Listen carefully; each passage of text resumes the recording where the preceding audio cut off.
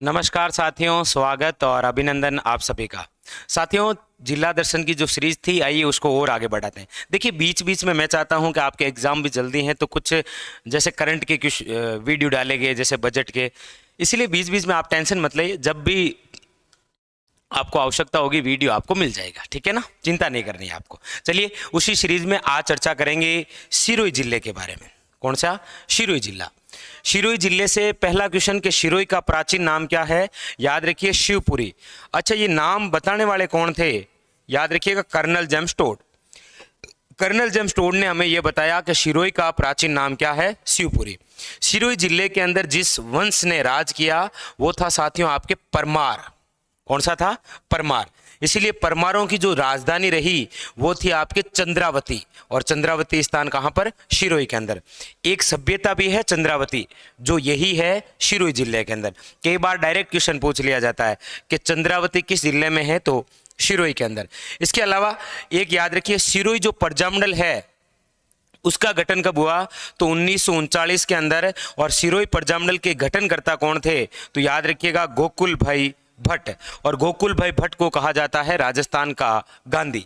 ये जो गोकुल भाई भट्ट है, याद रखिएगा, ये सिरोही के किस गांव से संबंधित है? तो याद रखिएगा, हातल गांव से। किस गांव से संबंधित है? हातल गांव से। और सिरोही जिले का जो शुभंकर है वो कौन सा है? तो याद रखिएगा, जंगली मुर्गा। सिरोही का प्राचीन नाम, कौन से वंश ने शासन किया, सिरोही प्रजामंडल का गठन कब और किसने किया, और शुभंकर क्या। नेक्स्ट, अगली बात देखिए, सिरोही जिले के अंदर है आपके गुरु शिखर, जिसकी ऊंचाई है 1722 मीटर। राज्य की, अरावली की, दक्षिण अरावली की सर्वोच्च चोटी पूछा जाए तो कौन सी है? गुरु शिखर। और इसी गुरु शिखर को कर्नल जेम्स टोड ने क्या कहा है? संतों का शिखर। और यही गुरु शिखर एक ऋषि की तपोस्थली भी रही है। कौन से की? तो याद रखिए, गुरु दत्तात्रेय की।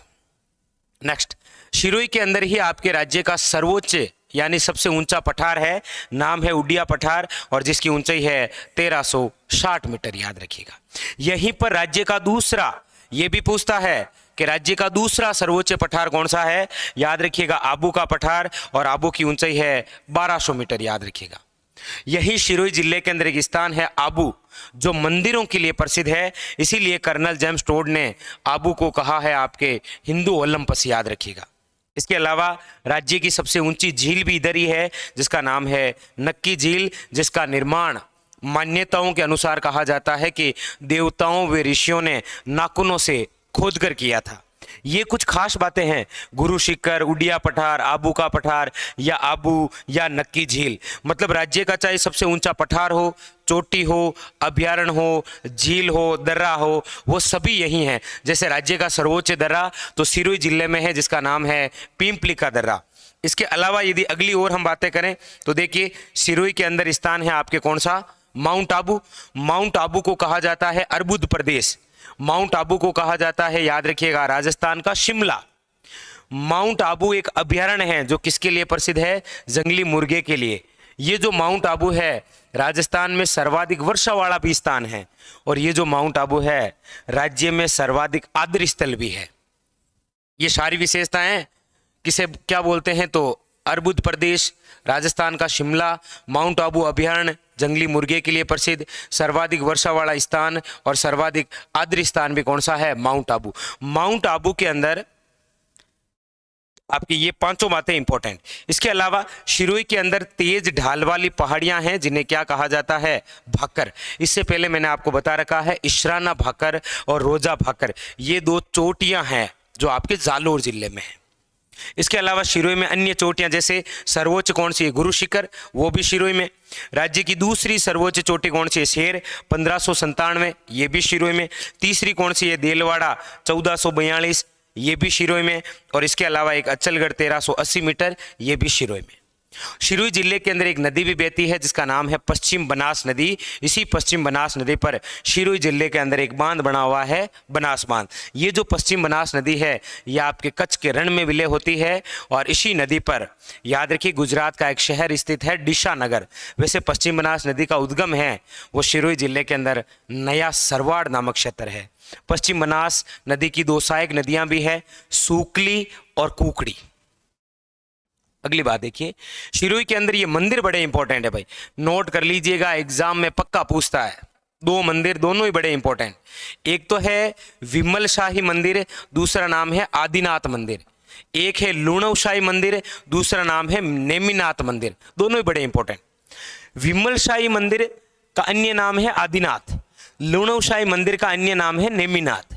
विमल शाही मंदिर का निर्माण करवाया था विमल शाही ने 1031 ईस्वी में, जबकि लुणव शाही मंदिर का निर्माण करवाया था तेजपाल या वास्तुपाल ने 1231 ईस्वी में।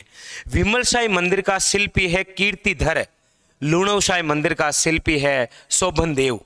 और ये जो विमल शाही मंदिर है ना, इसके बारे में तो टोड ने कमेंट किया था कि देश में ताजमहल के बाद में यदि कोई दूसरी सर्वश्रेष्ठ इमारत है तो वो शिरोई जिले के अंदर बने हुए कौन से मंदिर, विमल शाही मंदिर है। तो विमल शाही मंदिर और लुणव शाही मंदिर दोनों बहुत इंपॉर्टेंट। इसके अलावा एक आपके पित्तलहर मंदिर जिसे कहा जाता है भीमाशाही मंदिर, इसका निर्माण भीमासान ने करवाया था।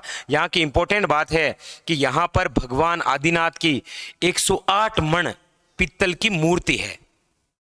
इसके अलावा अगली बात करते हैं तो देखिए, यहाँ पर मंदिर है आपके अर्बुदा माता, वो एक शिला एक पत्थर पर है, इसीलिए बोलते हैं अद्दर माता। एक ही बात है, अर्बुदा माता या क्या बोलते हैं अद्दर माता।